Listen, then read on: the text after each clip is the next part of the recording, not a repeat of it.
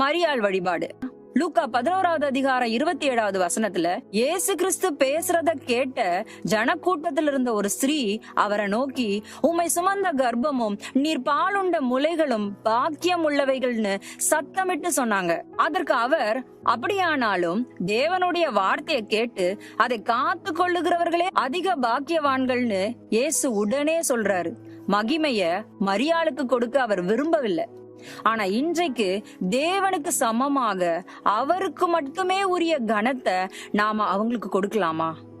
தேவதூதர்கள் மற்றும் புனிதர்களை வணங்குறது. லிஸ்திராவில பிறவி சப்பானிய பவுல் குணப்படுத்தின போது பவுலையும் பர்னபாவையும் மாலை போட்டு கனப்படுத்த ஜனங்க முயற்சிக்கிறாங்க.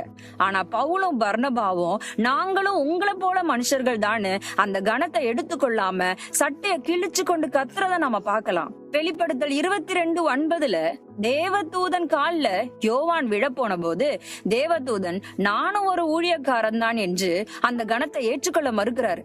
இப்படி வேதாகமத்துல நிறைய எடுத்துக்காட்டுகளை காட்ட முடியும்.